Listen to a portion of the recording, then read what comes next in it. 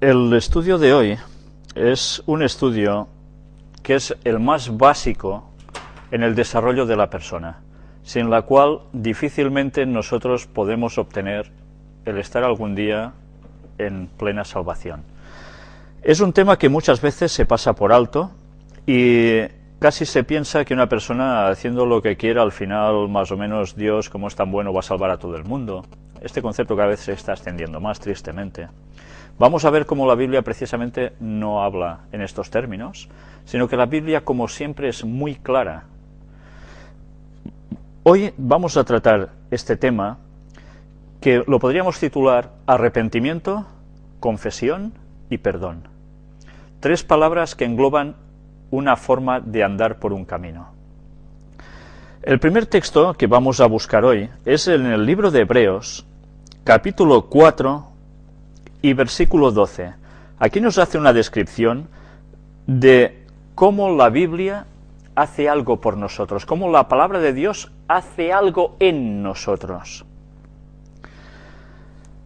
Porque la palabra de Dios es viva y eficaz, y más cortante que toda espada de dos filos, y penetra hasta partir el alma y el espíritu, las coyunturas y los tuétanos, y discierne los pensamientos y las intenciones del corazón. Si nos damos cuenta, aquí se está haciendo una analogía, una comparación, entre la palabra de Dios, la Biblia, y una espada que corta por dos filos, por los dos lados. Cuando una espada está hecha así, entra profundamente, haciendo una gran incisión encima, en el cuerpo de la persona afectada, o ante cualquier objeto que pueda entrar muy adentro. Cuando se hace esto, como comparación, vemos cómo enseguida la Biblia coge una vez más el significado de las cosas y lo aplica. Primero nos hace una ilustración y luego nos lo aplica espiritualmente. Esto Jesús era el gran maestro en todo ello, ¿no? Con las parábolas. Pues, si nos damos cuenta en esta parte, en este versículo, nos dice que penetra hasta partir el alma y el espíritu, en lo más profundo de nuestro ser. ¿Y qué hace? Las coyunturas y los tuétanos. Nos está haciendo una descripción a nivel físico, a nivel espiritual, combinando las dos cosas, para querernos decir que va hasta lo más hondo de nosotros. ¿Qué es lo más hondo que tenemos? Las coyunturas, la junta entre los huesos, los tuétanos, lo que hay dentro de los huesos. Profundizas a tope. ¿Y qué termina haciendo? Discierne los pensamientos y las intenciones del corazón. Esto, dicho así, es muy fácil. Pero cuando cogemos el significado de esto, es que lo que está haciendo es desnudándonos totalmente. Nos hace ver cómo realmente somos. Cuando se habla de meditaciones, en el mundo oriental es muy peculiar que las meditaciones tienen otra trascendencia. En el mundo bíblico, discierne los pensamientos y las intenciones del corazón. Esta es la meditación del cristiano. Compararse con la palabra de Dios y darse cuenta de cómo realmente es uno. Cuando nosotros nos analizamos, comparándonos con lo que Dios quiere de nosotros, con su perfección, automáticamente, ¿qué vemos en nosotros? Fallos. Si somos sinceros, vemos fallos. ¿Y qué? ¿Nos vamos a conformar con los fallos que tenemos? Este tipo de meditación que nos muestra la palabra de Dios es la que luego nos tiene que llevar a hacer algún paso hacia adelante. Vamos a ir viendo todo esto con más detenimiento. Vayamos al libro de los Hechos de los Apóstoles, capítulo 11, y vamos a leer el versículo 18, donde hay algo muy, muy importante. A veces cuando hemos hecho algo malo, nos viene enseguida ese pensamiento de, la que he hecho. Y automáticamente viene un arrepentimiento, ¿no? Pero, ¿este arrepentimiento es algo que nos sale innato a nosotros? ¿Es algo instantáneo de nosotros? Este versículo nos va a desvelar algo muy interesante. Entonces, oídas estas cosas, callaron y glorificaron a Dios diciendo, y mirad que está en exclamación, de manera que también a los gentiles ha dado Dios arrepentimiento para vida. El arrepentimiento no es algo innato nuestro, sino que Dios mismo nos lo pone dentro. A veces decimos, no, es que yo soy muy bueno, yo no mato, yo no robo, yo no sé qué. Pero el arrepentimiento, cuando hacemos algo malo, no es algo que surja de nosotros porque sí, porque nuestra tendencia natural no es el bien, es el mal, y eso lo heredamos desde el Edén.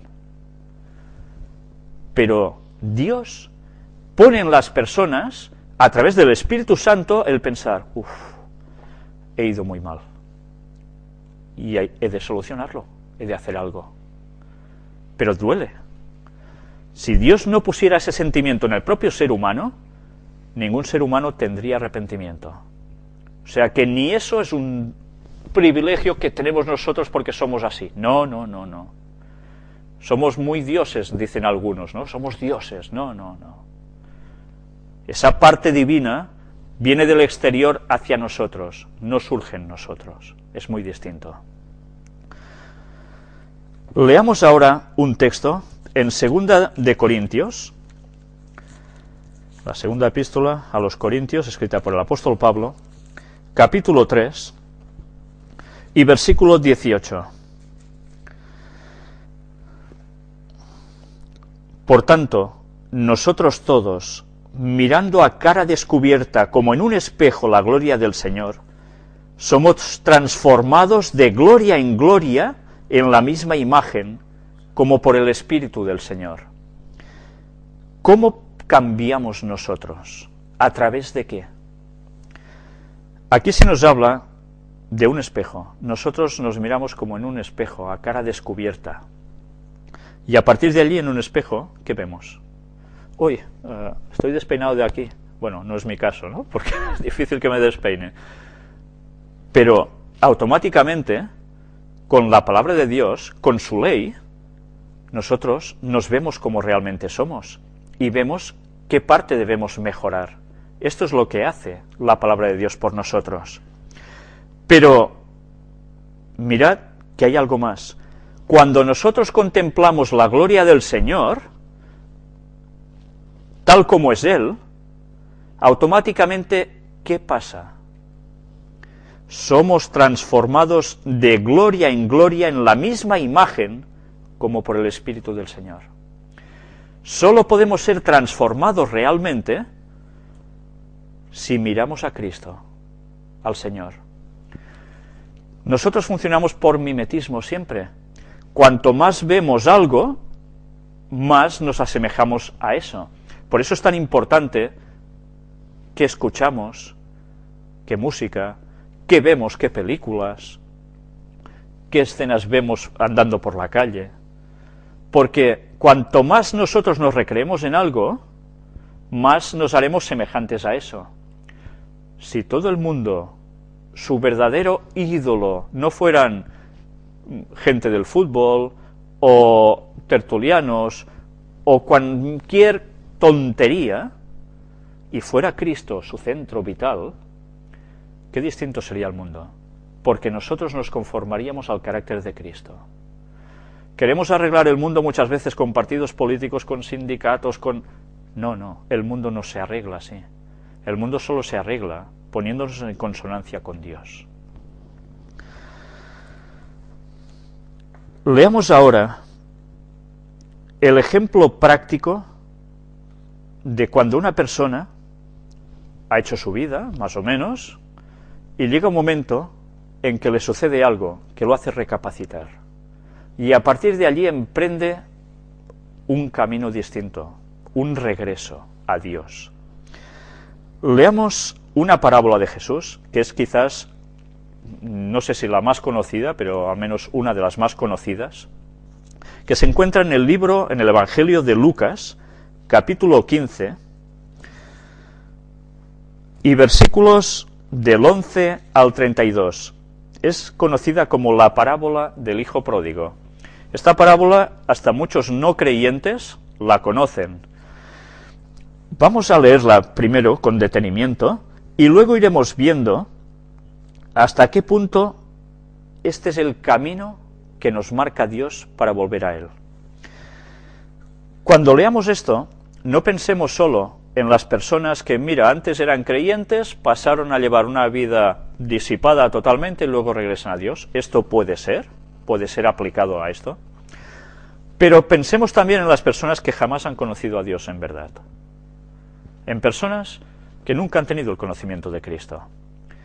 Y que llega un momento en que también hay algo que les da el entendimiento y van a la casa de Dios. Vamos a leer esta parábola y luego iremos entrando en detalles con ella.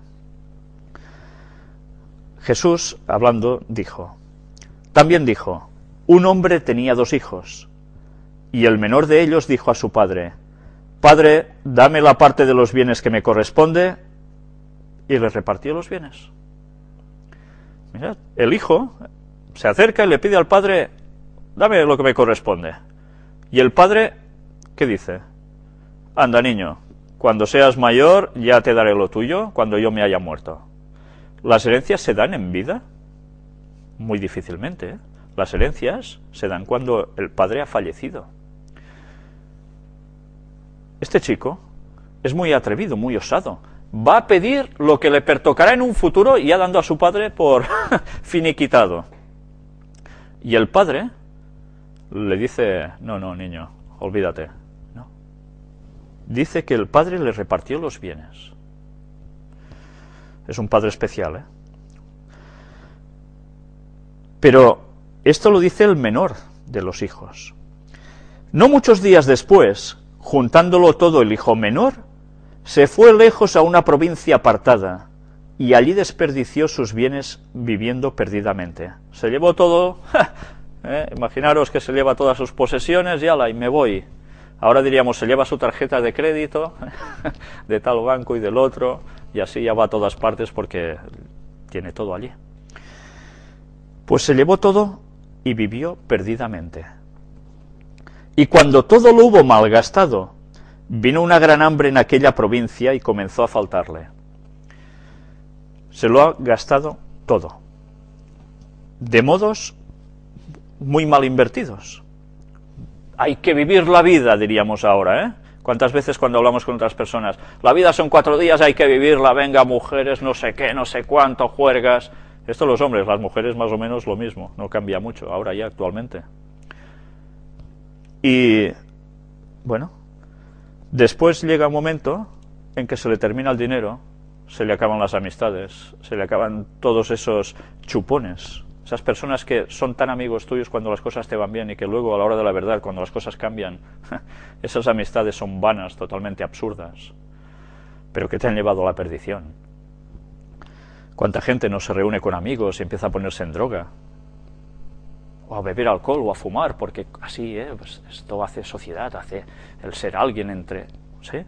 Lo que están haciendo es llevarse a la perdición. Pues este chico más o menos, en esos tiempos, hizo algo parecido, aplicado a su tiempo, por supuesto. Y llega un momento en que el texto nos sigue hablando. Y ahora estamos en un momento que me he pasado la página.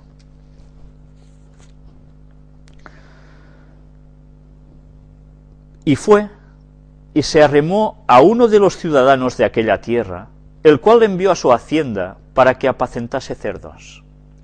Qué mal debería estar este muchacho para que, no tengo nada, ¿qué he de hacer? Uy, mira, a ver si ese señor me da trabajo cuidando de los cerdos. Estamos hablando de un señor que probablemente es judío. A ellos los cerdos poca gracia les hacían, pero que los cerdos eran comida habitual en muchas partes de su alrededor. Solo el pueblo judío no comía el cerdo, pero el resto, todos. Incluso ya sabemos que había judíos que tenían cerdos que ellos no consumían, pero luego eso les daba ganancia. El dinero, como siempre. Yo no tomo esto porque no es bueno, pero toma, se lo paso al otro y así saco un dinerillo. Traficantes y demás, ¿no? Pues este chico se acercó para cuidar de cerdos, algo que para ellos era una abominación total. Y vamos a ver cómo continuó la historia. Y deseaba llenar su vientre de las algarrobas que comían los cerdos, pero nadie le daba. ¿Hasta qué punto debería haber quedado sin dinero, nada de comida, y veía a los cerdos comer esas algarrobas y él, uy, sí la pillo, ¿no? Pero nadie le daba, y si él las cogía era como robar, le estaba quitando la comida a los cerdos. ¿Hasta qué punto llegó? Caótico, total. Y ahora viene la parte importante. Y volviendo en sí, dijo: ¿cuántos jornaleros en casa de mi padre tienen abundancia de pan, y yo aquí perezco de hambre? Volviendo en sí. Llega un momento en que la circunstancia lo lleva a pensar que se ha equivocado grandemente, a tal punto en que se da cuenta que en la casa de su padre, si allí hasta los trabajadores tenían todo, y yo aquí, ¿qué he hecho? Ha vuelto en sí. Dios ha dejado que este hombre, este muchacho, llegue a caer bastante bajo, hasta un cierto extremo. ¿Dios es malo porque permite que este chico llegue a estar así? Mirad cómo Dios necesita algo. No lo necesita Dios en verdad, lo necesita el ser humano. A veces Dios nos tiene que poner en una situación crítica para que volvamos en sí y recapacitemos y digamos: ¿qué estoy haciendo con mi vida? Si sé que no voy bien. Y entonces esa persona tiene que hacer un cambio. Y él dice, el chaval: me levantaré, iré a mi padre y le diré: Padre, he pecado contra el cielo y contra ti. Ya no soy digno de ser llamado tu hijo. Hazme como a uno de tus jornaleros. El chico estaba dispuesto a humillarse.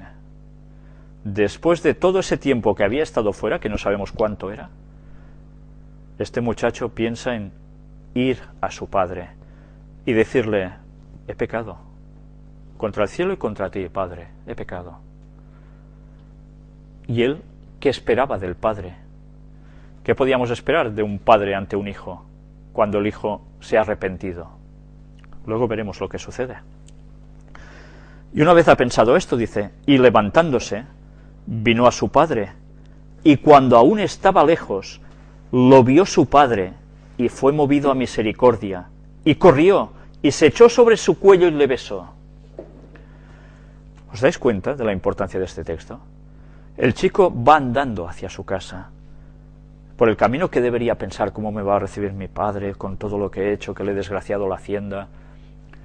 Y se da cuenta de algo que lo sorprende. El padre está atento. El padre siempre está oteando el horizonte, pensando en ese hijo que antes estaba con él y se fue a la perdición. Y el padre lo ve ¿cuándo? ¿Cuando lo tiene aquí? No, lo ve de lejos. ¿Y qué hace? Movido a misericordia, el padre va corriendo hacia el hijo. ¿Y qué hace? ¿Le pega un guantazo? No.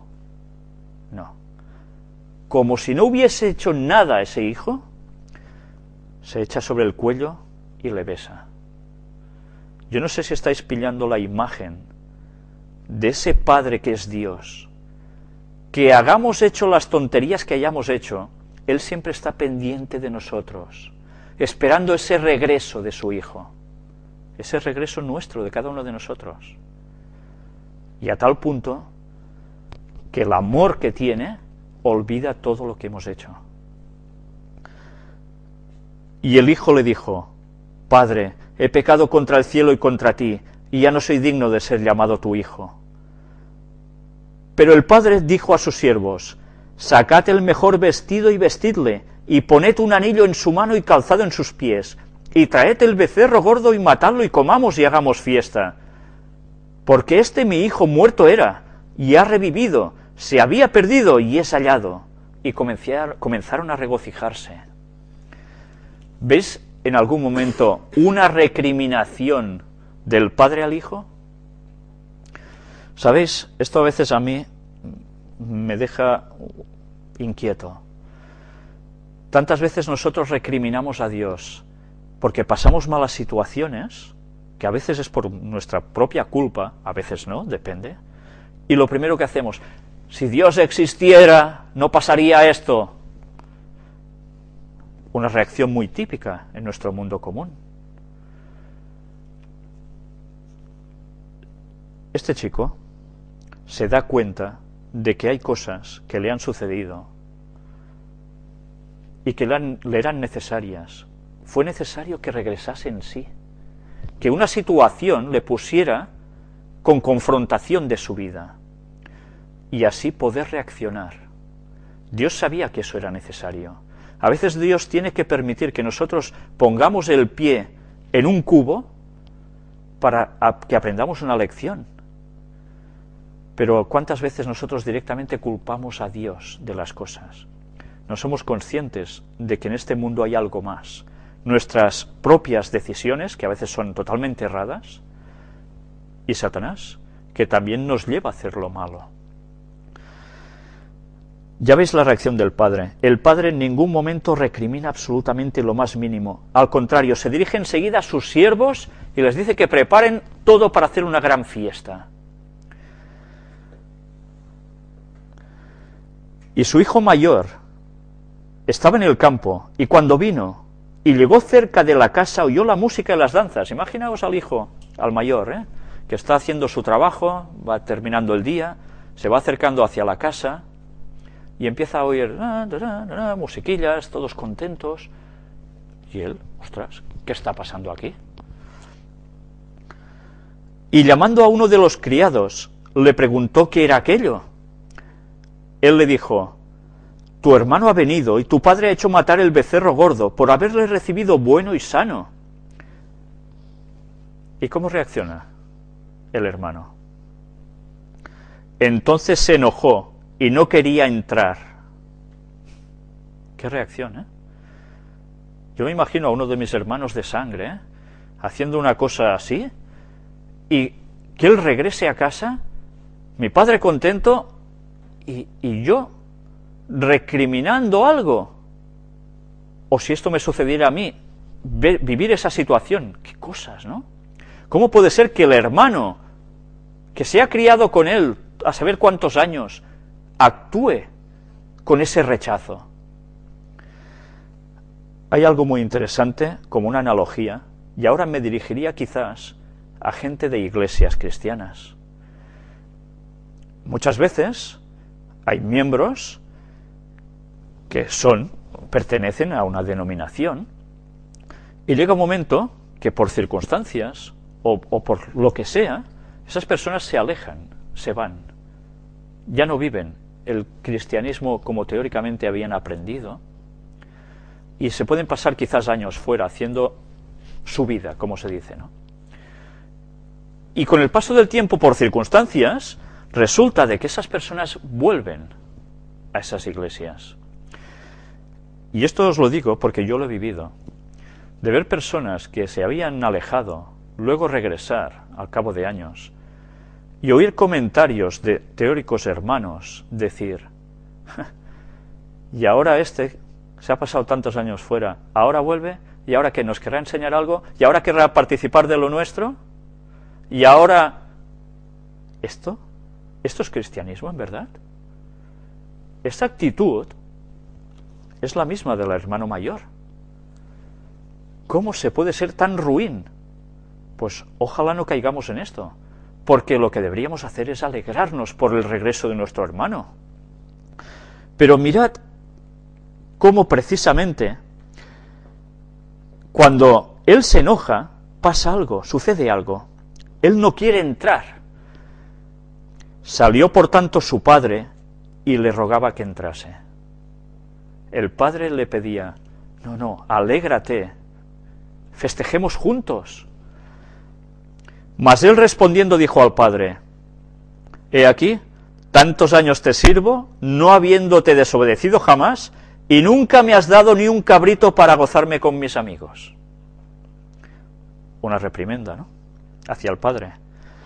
Pero cuando vino este tu hijo, que ha consumido tus bienes con rameras, prostitutas, has hecho matar para él el becerro gordo. Ya estamos, la envidia. ¿Favoritismos? Ese es el favorito, y yo. ¿Escalones distintos? ¿Niveles distintos? La reacción del padre, vamos a verla. Él entonces le dijo: hijo, tú siempre estás conmigo, y todas mis cosas son tuyas. Mas era necesario hacer fiesta y regocijarnos, porque este tu hermano era muerto y ha revivido, se había perdido y es hallado. La historia termina aquí. No nos habla de la posterior reacción del hermano mayor. No sabemos si el hermano mayor reacciona a favor o sigue en sus 13. No lo sabemos.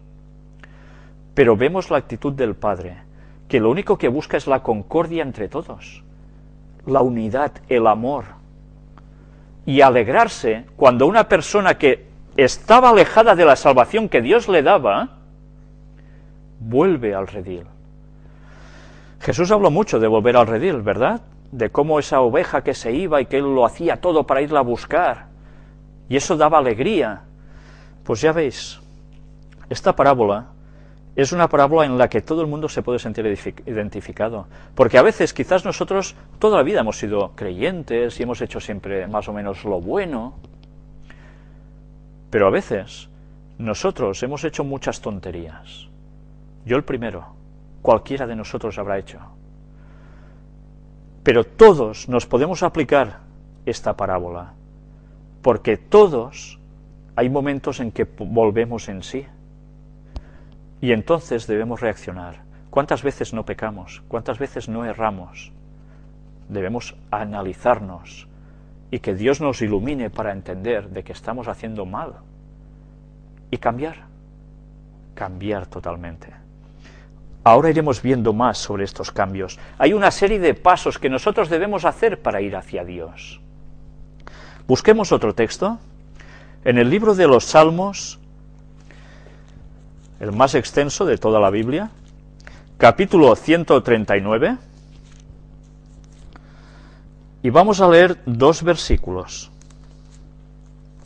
Vamos a ver un primer paso que los textos bíblicos nos hablan para llegar a volver a Dios. Salmo 139, versículos 23 y 24.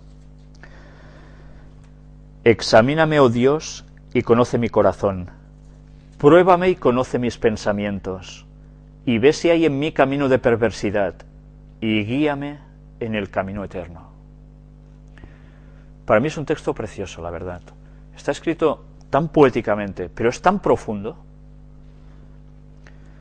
La persona tiene que ser consciente de que se tiene que poner en sintonía con Dios y permitirle a Dios que nos examine.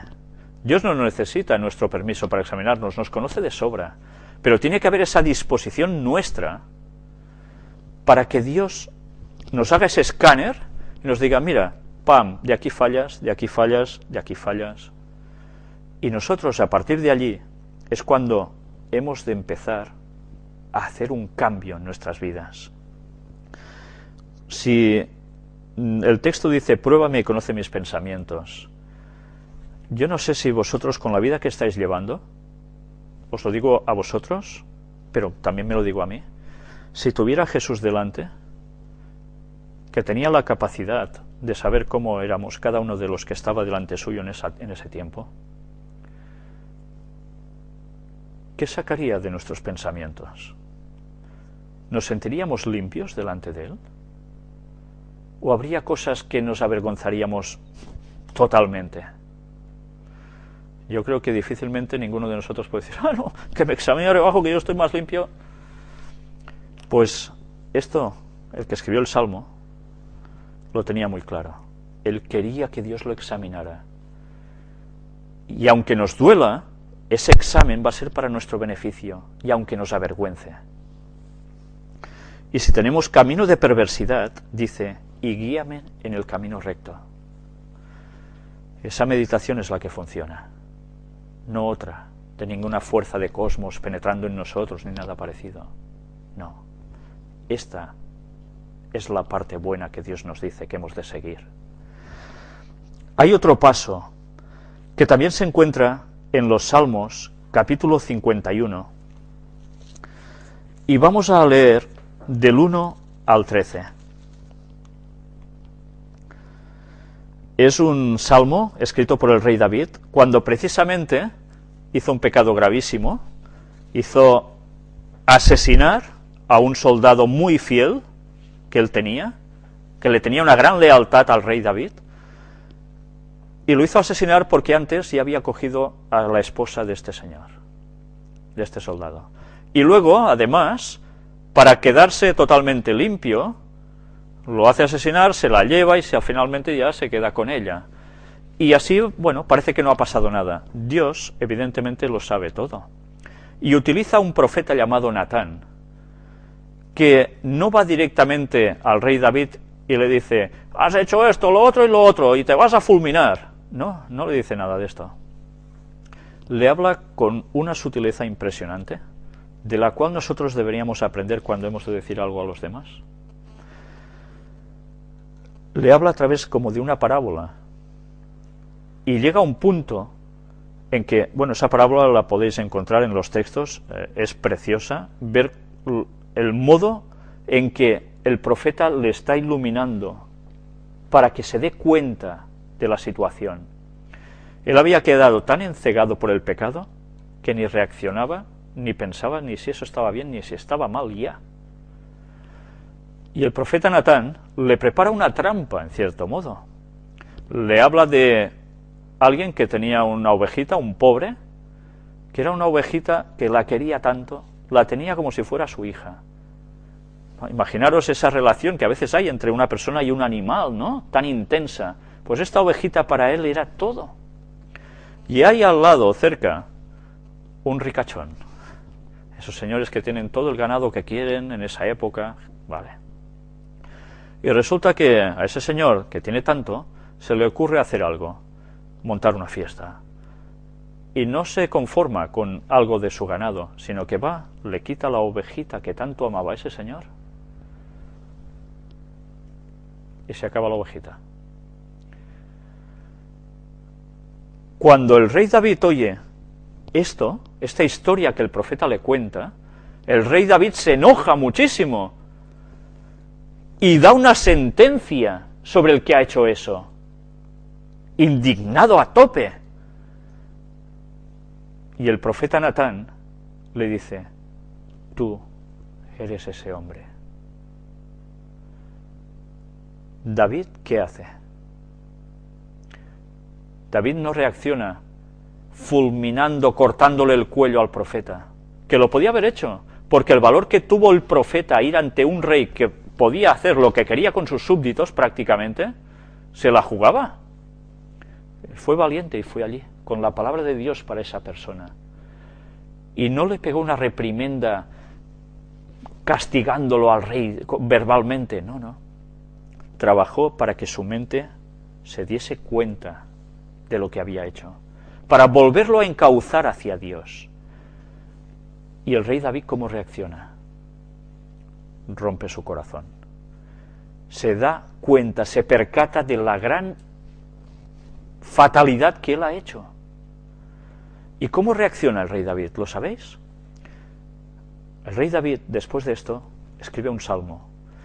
Es un salmo precioso, un salmo en el cual todos nos podemos sentir identificados, porque aunque no hayamos hecho ese gran disparate doble que él hizo, quizás sí, a saber, cada uno sabe su vida, pero todos hacemos disparates. Vamos a ver qué escribe precisamente el profeta, que es el rey David, que también profetizó. En este salmo vamos a leer cosas maravillosas que todos nos podemos aplicar siempre. Ten piedad de mí, oh Dios, conforme a tu misericordia. Conforme a la multitud de tus piedades, borra mis rebeliones. Lávame más y más de mi maldad, y límpiame de mi pecado. porque yo reconozco mis rebeliones, y mi pecado está siempre delante de mí. Contra ti solo he pecado, y he hecho lo malo delante de tus ojos, para que seas reconocido justo en tu palabra, y tenido por puro en tu juicio. He aquí en maldad he sido formado, y en pecado me concibió mi madre. He aquí tú amas la verdad en lo íntimo, y en lo secreto me has hecho comprender sabiduría. Purifícame con hisopo y seré limpio, lávame y seré más blanco que la nieve. Hazme oír gozo y alegría, y se recrearán los huesos que has abatido. Esconde tu rostro de mis pecados y borra todas mis maldades. Crea en mí, oh Dios, un corazón limpio y renueva un espíritu recto dentro de mí. No me eches de delante de ti, y no quites de mí tu Santo Espíritu. Vuélveme el gozo de tu salvación, y espíritu noble me sustente. Entonces enseñaré a los transgresores tus caminos, y los pecadores se convertirán a ti. Yo no sé si lo veis realmente precioso. Este hombre se humilló ante Dios. Se dio cuenta de la magnitud de lo que había hecho. Y yo me lo imagino escribiendo esto con unas lágrimas tremendas. Ya sabéis que David era un hombre muy temperamental. Cuando él escribió esto estaba totalmente roto. Pero él, ¿qué hizo? ¿Se suicidó? No. El rey David no se suicidó por eso. El rey David pidió perdón a Dios. ¿Y quedó así? ¿Solo pidiendo perdón y ya está? No. El rey David hizo un cambio en su vida. Y de eso debemos aprender todos. Porque si personas que han llegado a tal extremo de maldad son capaces de cambiar, ¿cómo no lo podemos llegar a hacer el resto de la población que quizás no hemos llegado a ese punto que nos parece tan extremo? Pero Dios nos puede guiar a todos. Hay otro paso en el Salmo capítulo 32 y versículo 5, que es muy importante. Mi pecado te declaré, y no encubrí mi iniquidad. Dije, confesaré mis transgresiones a Jehová, y tú perdonaste la maldad de mi pecado. Mi pecado te declaré, y yo no lo encubrí. ¿Está hablando de mis pecados en plural? No, está hablando en singular. Lo cual quiere decir que nosotros debemos pedir perdón por los pecados que somos conscientes que hemos cometido, sea el que sea individualmente. ¿Cuántas veces se hacen oraciones de esas de Señor, perdona mis pecados y ya está? Claro, hay pecados que son conscientes, otros casi inconscientes. Pero Dios sabe que cuando hay alguno que nosotros hemos notado de verdad que hemos puesto la pata, ese pecado nos tiene que doler. Y ese pecado, específicamente, debemos pedirle a Dios que nos lo perdone. Esto, si nos estamos dando cuenta, no requiere una oración de pim pam y ya está, sino que requiere un acto de reflexivo por nuestra parte. Y esto nos tiene que hacer llegar a Dios, con tiempo.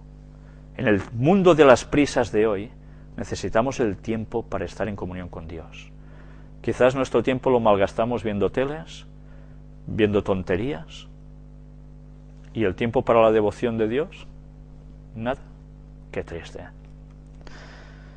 En las fiestas de Navidad, ya sabéis, mañana Navidad, ¿cuánto tiempo se va a emplear en estar sentado en una mesa desde la mañana hasta la noche, comiendo casi sin parar, hablando de mil y una tonterías, en el día que teóricamente se celebra el nacimiento de Jesús, que ya sabéis que no es el 25 de diciembre cuando nació, probablemente fue el 11 de septiembre.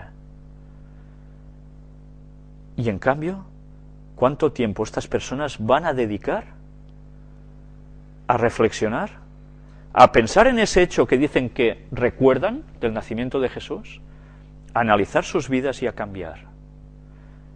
¿Cuántas discusiones tontas no se generan a veces, y discusiones fuertes a veces entre familias, en una mesa de Navidad? Pues bien, debemos reflexionar mucho, porque la palabra de Dios con nosotros es muy clara. El libro que viene después de Salmos, Proverbios, escrito por el rey Salomón, el hijo precisamente del rey David, nos da otro paso más que debemos seguir. Proverbios capítulo 28 y versículo 13. El que encubre sus pecados no prosperará, mas el que los confiesa y se aparta alcanzará misericordia. Está muy bien que nosotros confesemos nuestros pecados a Dios. Ya vimos en un estudio anterior que el pedir el perdón de los pecados no debe ser a un sacerdote, ni a una virgen, ni a un santo. Debe ser a Dios, porque Dios es el ofendido por nuestros pecados, porque Él hizo la ley y nos creó. Y Él es el que nos va a dar el perdón. No tiene que ser nadie humano como nosotros que debe hacerlo cuando es algo que es nuestra relación íntima con Dios. El perdón a los hermanos o a la gente de nuestro alrededor debemos hacerlo si en algo hemos afectado a los otros. Pero cuando hay algo que a veces es para nosotros, es a Dios que le hemos de pedir ese perdón.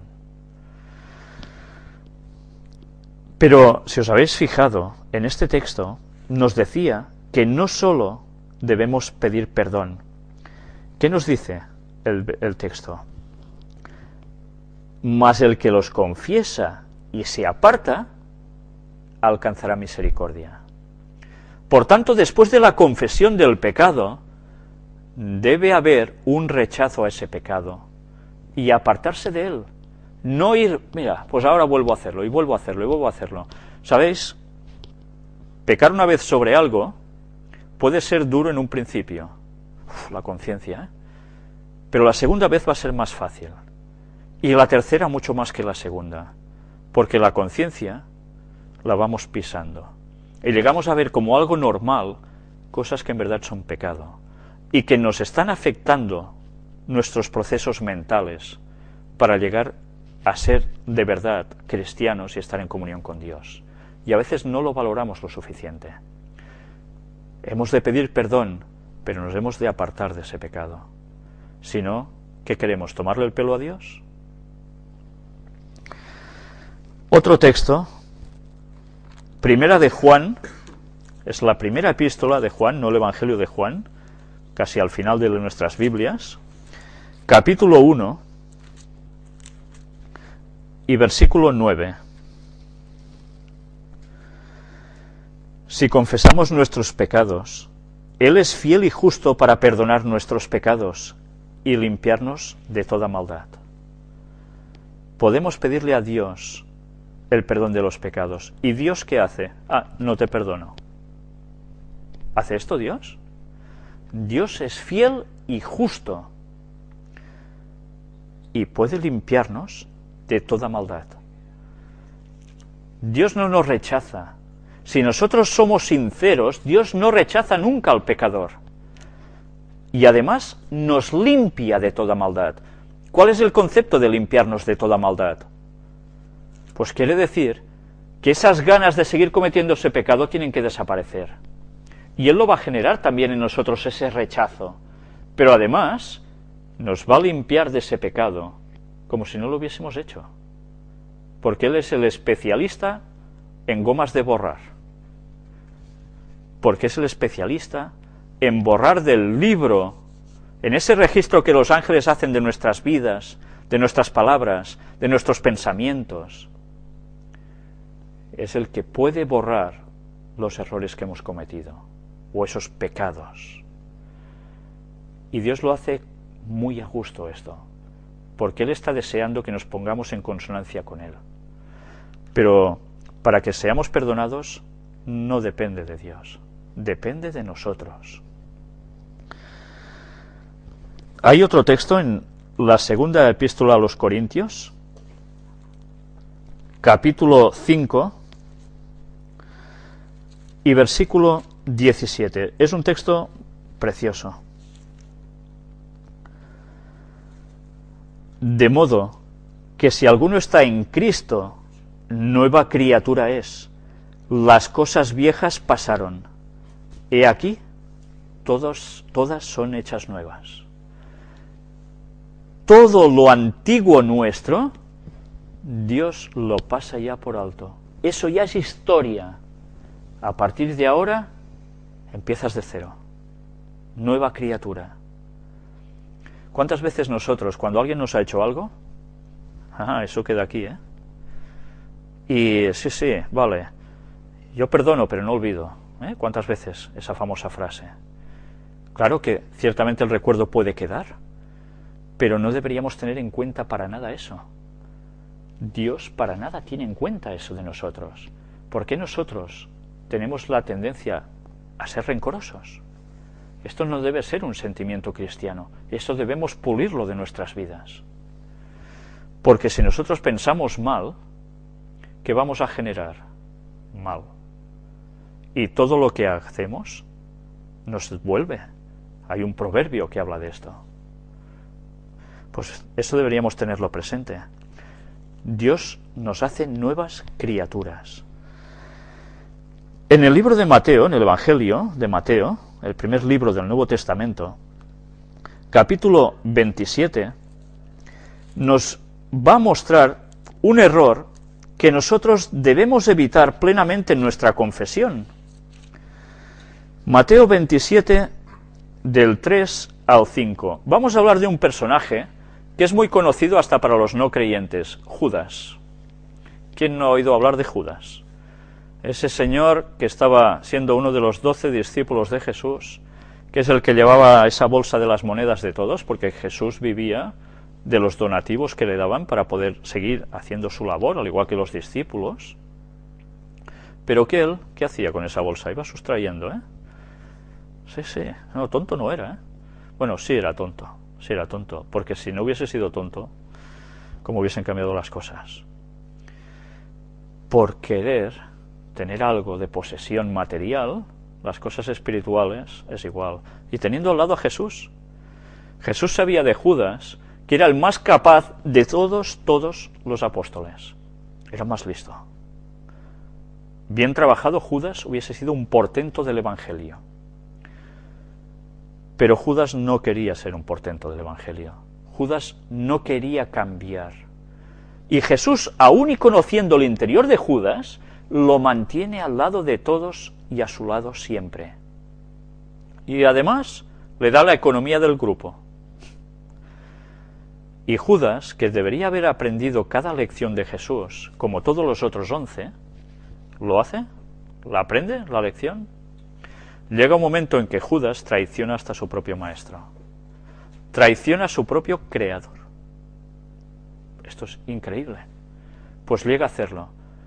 Y lo hace por 30 monedas de plata. El precio que se pagaba por un esclavo era, si no recuerdo mal. Y, resulta que Judas ha entregado a Jesús, y él esperaba que Jesús, cuando ya fuera para estar detenido, reaccionara, sacara todo su poder, diese un golpe y dijera, se acabó, y ahora mando yo y me hago rey ya definitivamente. Judas buscaba eso. Y se queda impresionado cuando ve que Jesús, en vez de reaccionar haciendo golpes de karate, kung fu, no pega ni un puñetazo Jesús. ¿Qué hace Jesús? No hace nada para evitar que lo cojan. La escritura debía cumplirse. Y Judas, cuando ve que Jesús no reacciona, sino que además va, y cuando Pedro corta la oreja del que los iba a prender, uno de ellos, Malcolm se llamaba, Jesús coge la oreja, le dice a Pedro que guarde su espada, y se la vuelve a colocar a su enemigo. Un milagro impresionante. Y curiosamente, Jesús hace un milagro a sus enemigos, y sus enemigos ¿cómo reaccionan? ¿Lo adoran como Dios y lo siguen? No. Van tan encegados por el diablo que aún lo cogen y lo llevan donde lo debían que llevar. ¿Y dónde era eso? A juzgarlo, ilegalmente por la noche cuando no tocaba, maltratarlo y llevarlo a la condenación. Y resulta que Judas, cuando ve toda esa escena, arrepentido, coge esas monedas de plata, va hacia los fariseos, que son los que habían instigado por detrás para prender a Jesús, con mentiras, y arroja les da las monedas. ¿Y los otros qué le dicen? No, no, allá tú. Tú ya has hecho tu parte, ahora ya nosotros, ¿qué nos importa? Él arroja las monedas allí. Pero ¿cómo reacciona Judas? ¿Judas corre amargamente a pedirle perdón a Dios? ¿Judas va a cambiar su vida? ¿O cómo reacciona Judas? Creo que todos sabéis cómo termina Judas, ¿no? Mateo 27, del 3 al 5. Entonces Judas, el que le había entregado, viendo que era condenado, devolvió arrepentido las 30 piezas de plata a los principales sacerdotes y a los ancianos, diciendo: yo he pecado entregando sangre inocente. Mas ellos dijeron: ¿qué nos importa a nosotros? Allá tú. Y arrojando las piezas de plata en el templo, salió y fue y se ahorcó.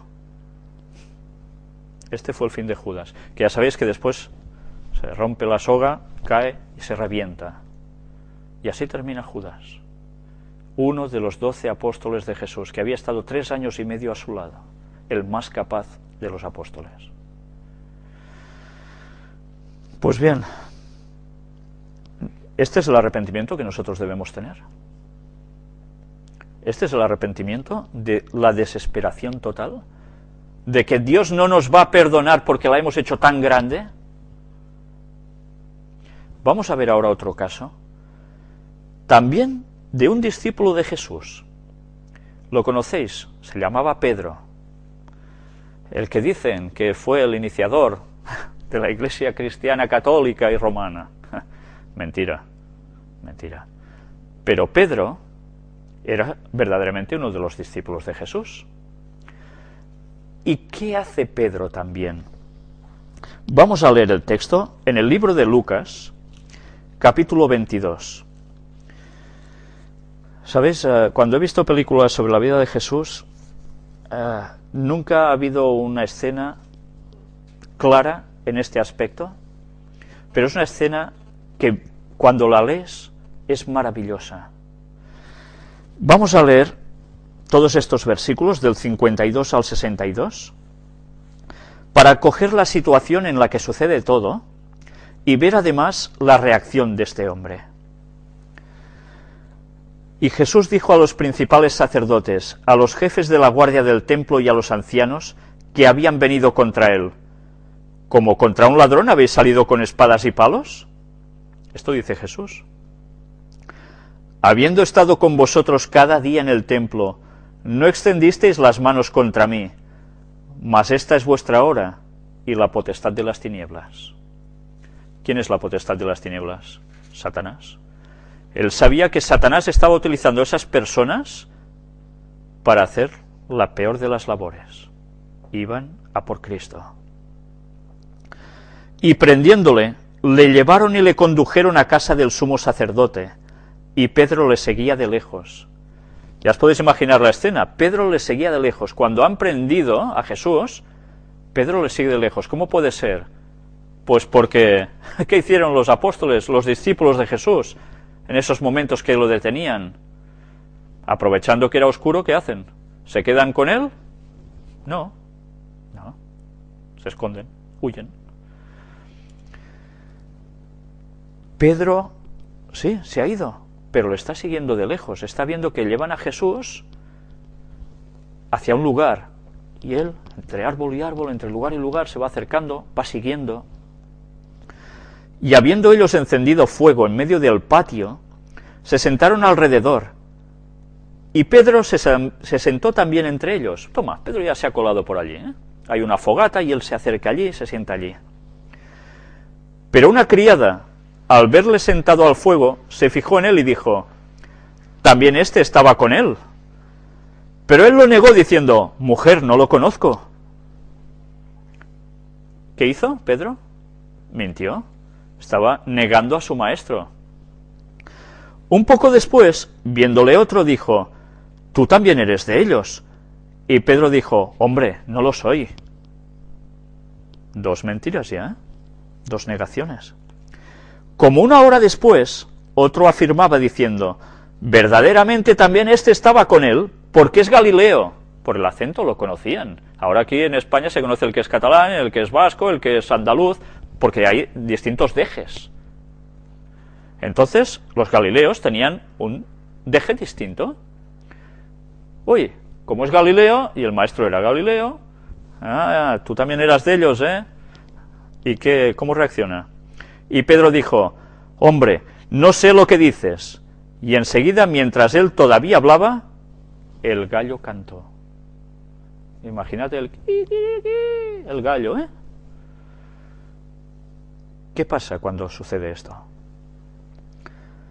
Entonces, vuelto el Señor, Jesús miró a Pedro, y Pedro se acordó de la palabra del Señor que le había dicho, antes que el gallo cante, me negarás 3 veces. Y patam, a la tercera canta el gallo. Curiosamente, cuando leemos esto, a veces no nos damos cuenta y podemos pensar, mira, claro, Jesús está allí, lo tiene por allí delante y está esperando que cante el gallo para decirle, ¿tú qué?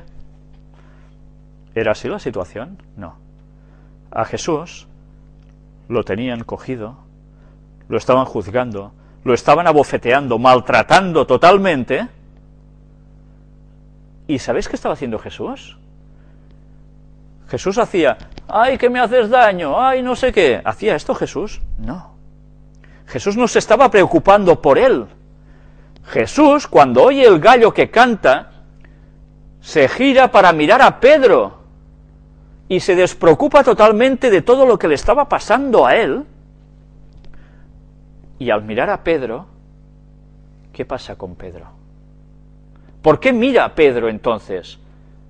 Para recordarle, te lo había dicho. Tiempo atrás, unos instantes atrás de todo esto, yo, Señor, no te negaré nunca. Yo hacer esto, con lo arrojado que era Pedro, ¿eh? Pues por bocazas. Tuvo que aprender la lección. Y tuvo que aprenderla del peor de los modos.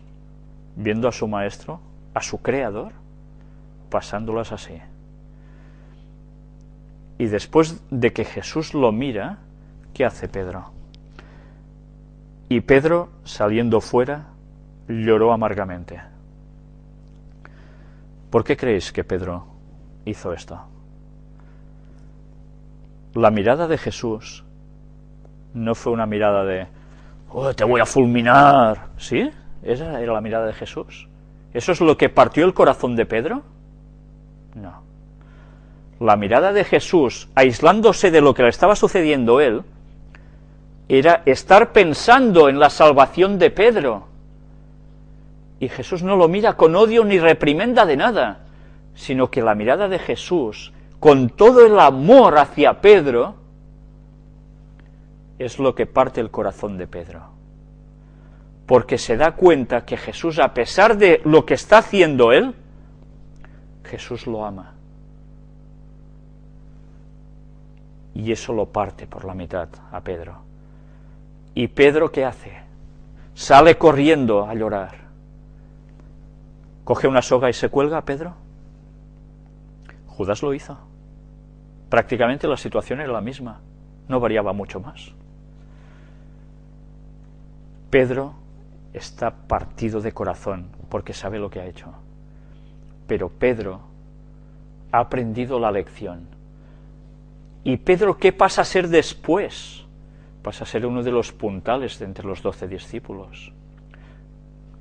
Solo hay uno que lo supera grandemente, quizás, por la magnitud de todo lo que hizo, y fue el que se añadió después a los 12 discípulos, que fue el apóstol Pablo.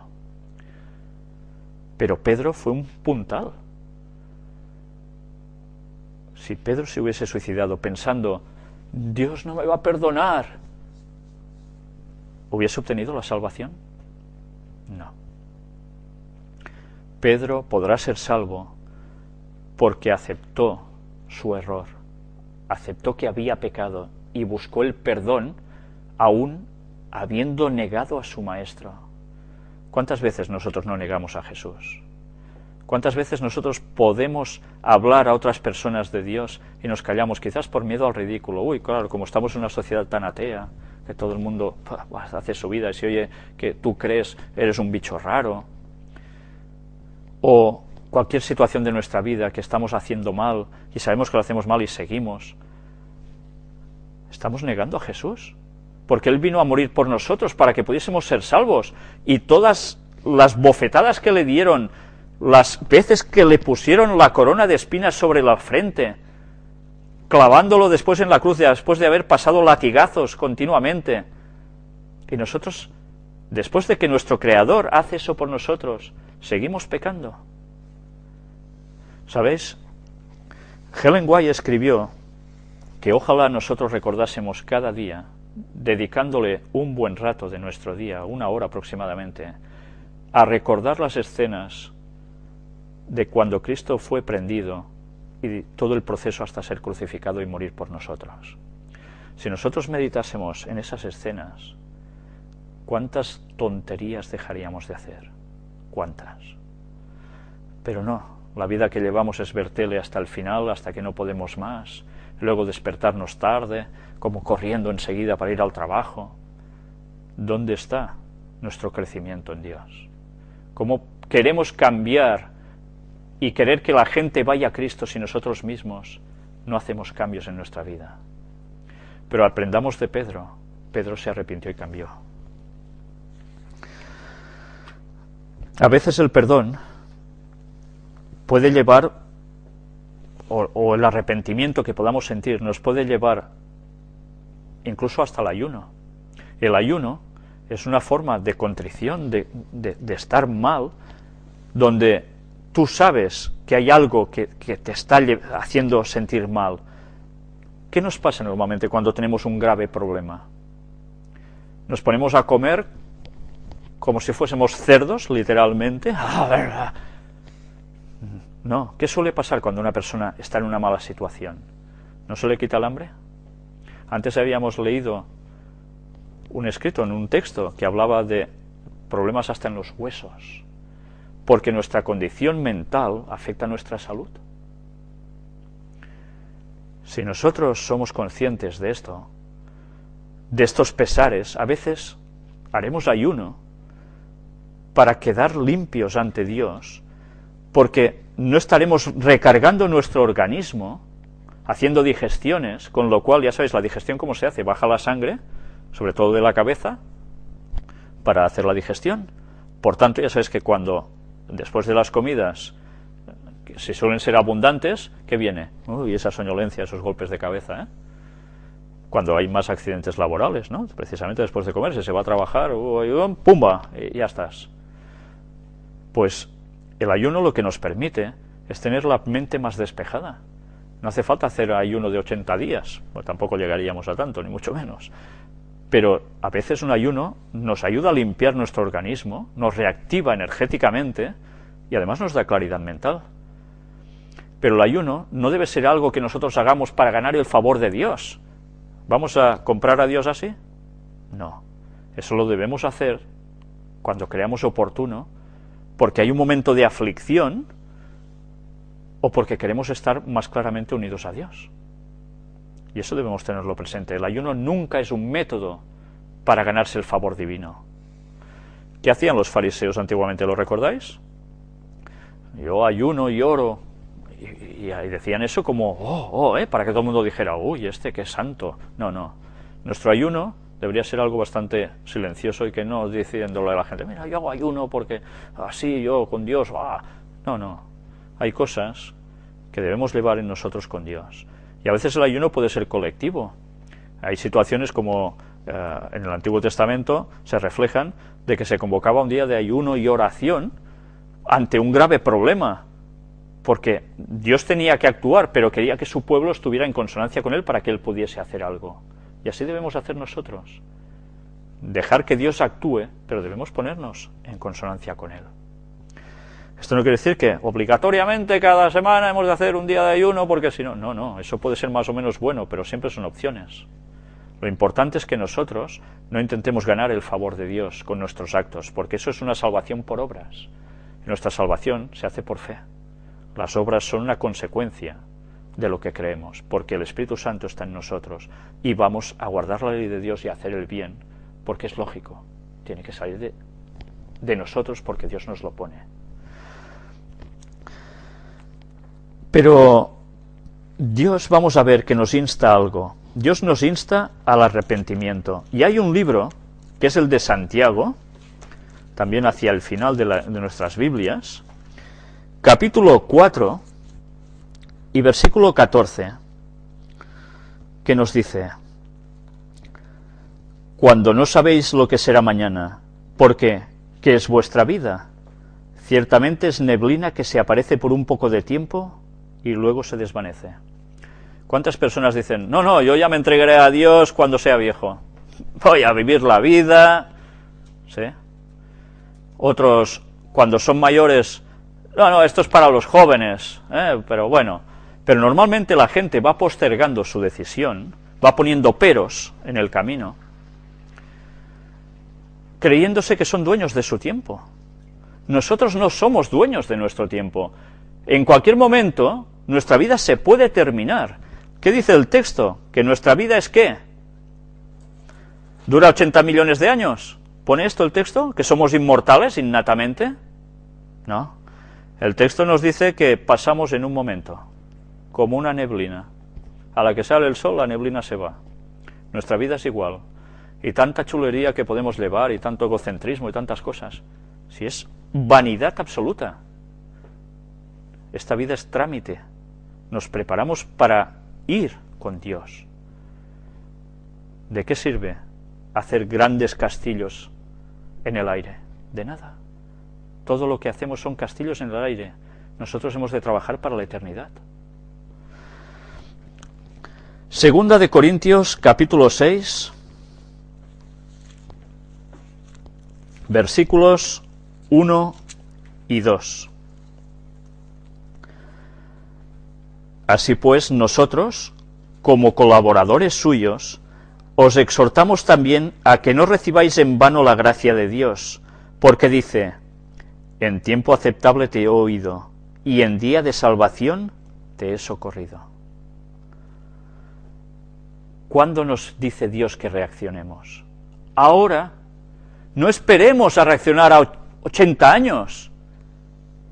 Dios quiere nuestra salvación. Nuestra vida no es nuestra. Nos la ha dado Dios, y en el momento que pase cierta situación, nuestra vida se termina. Si Jesús no vuelve antes y estamos vivos, y somos unos de los 144.000 que habla el Apocalipsis, que estará en pie esperando el retorno de Cristo,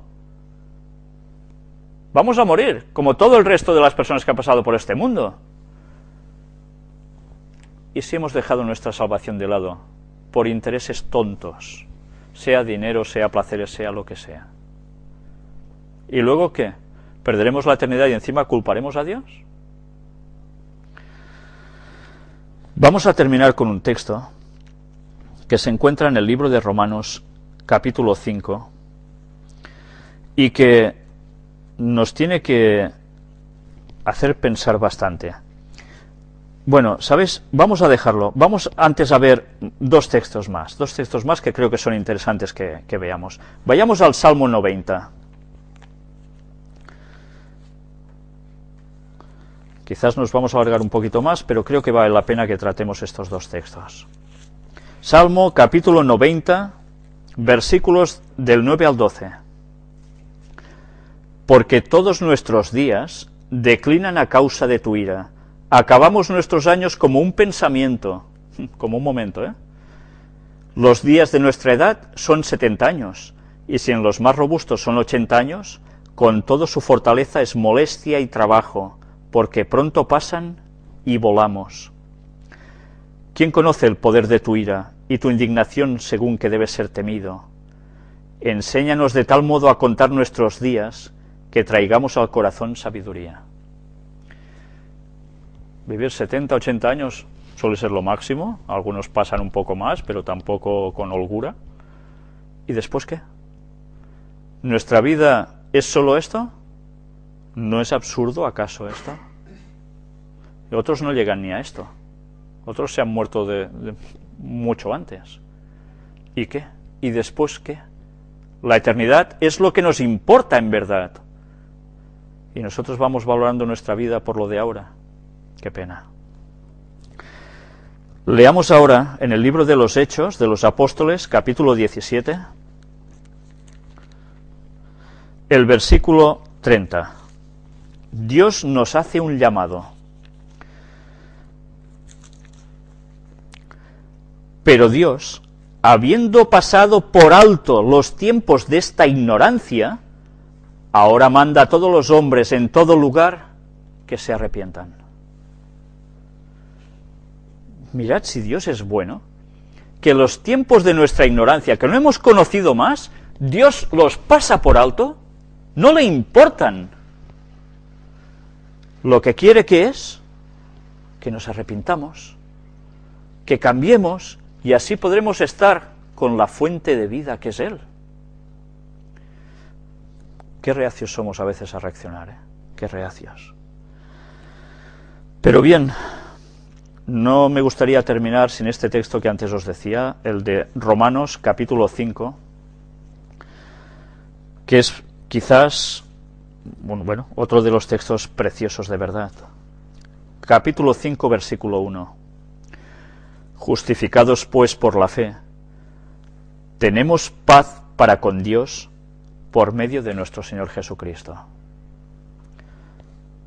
La paz que tanto el mundo busca, paz de conflictos, paz familiar, paz personal. La paz solo la podemos conseguir a través de Dios, por medio de nuestro Señor Jesucristo. Y todo esto justificados por fe. Él ha muerto por nosotros, Él ha pagado la culpa por nosotros. Solo pide de nosotros que le pidamos perdón y que cambiemos, que queramos esa transformación de la personalidad. Nada más. Pero tantas veces nos gusta ser como somos. Si nos viéramos con los ojos de Dios. Madre mía. Pues bien, no esperemos a que el perdón de Dios pase de nuestras vidas. Ahora tenemos la oportunidad, ahora es el momento. El próximo tema, si Dios quiere, que vamos a tratar va a ser precisamente eso, la transformación de la personalidad, cuando Dios empieza a actuar en nosotros. Pues bien, que Dios nos ayude a caminar de verdad hacia Él, porque Él nos está esperando con los brazos abiertos, no con ánimo de ponernos el dedo en el ojo ni rechazarnos para nada. No, Él quiere que estemos con Él y seamos felices de verdad. Dios nos ayude a ello. Gracias.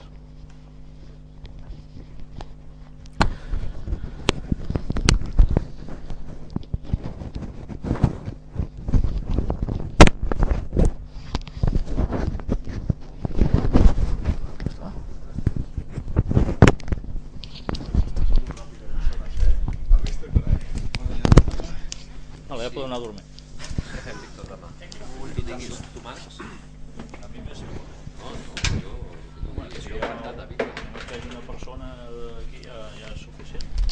Mañana a las 12. Sí. Yo sí puedo ir mañana o no. ¿Qué veas? ¿Algo de mí? Sí, a las 12 te va bien. Yo no voy a... Yo lo que no quiero es... A las 12 está bien. Condicionar a que lo hagáis o no. Yo si puedo venir vendré, si no puedo venir no vengo. Vale, Es una hora. Si puedo venir a la... Como ahora, más o menos, que hemos estado. Que hemos estado una hora o más. Una hora y cuarto. ¿Cuarto? Pero bueno, que se hace corta.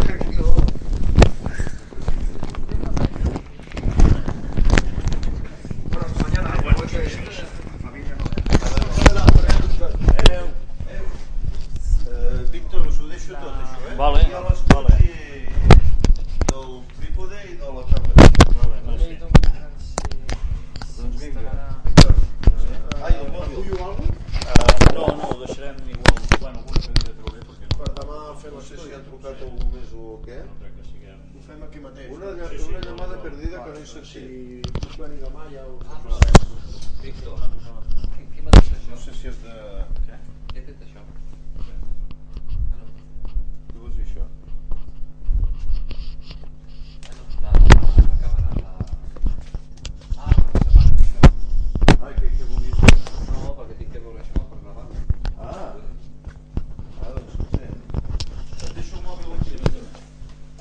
fins demà, doncs, val? Vale, Bueno, jo no podré venir demà. Bueno, doncs, Bon Nadal. bon Nadal i fins dissabte, si no I vol. dissabte, si Déu vol, encara serà aquest any. Bueno, divendres ens reunirem, no?, si podem. Sí, Ah, sí, divendres sí, Vale, vale. a les Doncs 5 i ja mitja. ens anirem veient per aquí la setmana. Vagi bé. Agafa. Què vols veure per aquí, dius? No, home, perquè tinc que... Ah, val. Bueno, ja saps com va això, no? Per demà, vull dir... Sí. Tu mateix. al final va ser El que tinc la dubte, nen, Hòstia, em sembla que al tancar lo que pasa que a l'aparell s'ha espatllat la gravació. al final de todo entre ellos mismos se la no. Jo tinc la dubte de que ens falta un fil d'aquí al vídeo. Perquè aquest fil ve aquí. I d'aquí on va? ellos ya saben que eso pasaría al Vaticano. A l'ordinador. ¿Sabe? Lo que va a intentar es Però no al vídeo. Ho estava pensant però en Víctor estava parlant. I em fa l'efecte que això havia d'haver anat connectat al vídeo. Que l'Oriol em penso que va connectar el fil d'aquí al vídeo. Saps què vull dir? Ara el so no estarà enregistrat. El so no estarà enregistrat. És que no va donar l'opció de gravar-lo. No ho has gravat? No donar l'opció. Però no has carregat el DVD. Ara l'has de carregar, no? El DVD. Sí, però no sé si l'apagar això s'ha anat, no sé si era per Si això. tu has apagat primer. Jo l'he pagat, sí, però ho anava a fer i ja s'ha parat tot el Y això. después miré a ver mi hermana. Pero claro, todavía tenía que estar. 16, porque no haga muchos trenes ni nada. Me viene a buscar cualquiera. No, esclar. Però ara tu el vídeo l'has de rebobinar, vull dir, l'has de processar. Sí, però no em deixa fer res. Mira, no em deixa fer res. Ai, carai. Déu-n'hi-do. Tenien que haver fet la prova abans.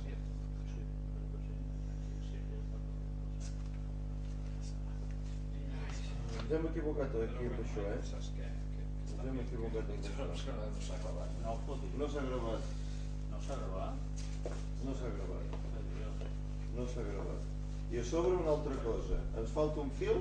La primera sí, s'ha gravat. Sí, la primera sí. Nos vemos la semana próxima. Ens falta un fil. Falta un fil d'aquí, directe al vídeo. Que no... Piensa que el viernes cierro la 1. És que això, vull dir-ho és un tot Bueno, señores, Vale, felices nen. fiestas, que beben. Igualmente. Feliz Navidad. Hasta luego. L'has mirat amb algun altre, si es veu? És que Bueno, aviam, està aquí, Això està gravat aquí? Això està gravat aquí en cinta. Per això ho fem, perquè si no, per si falla, Clar, saps? ja ha fallat, això està gravat aquí en cinta. Vale, i com es pot passar llavors això? No sé, l'Àngel ho feia, no sé com. Vale, aquí, menys mal. Però aquí està gravat tot, el so i la imatge. Bueno, doncs anem a fer la prova ara per demà. Passa que demà penseu que... Vale, llavors això em tindria que anar. Bueno, sí, però ara s'ha de canviar la cinta, perquè si no, si fem servir aquesta, perdem això, Tens una altra cinta nova? Sí, tinc una altra cinta allà. Escolta, aquest que ve No, però aquest ve de la caixeta aquesta. No, aquest estava aquí. Estava just a No, auriculars. no, però aquest ve de la caixa. Aquest no ens interessa. Vale, Aquest no ens interessa. Espera, i llavors escolta una cosa. Jo perquè ara... I de la caixa va allà. Espera, a veure què passa, Espera. 0,30.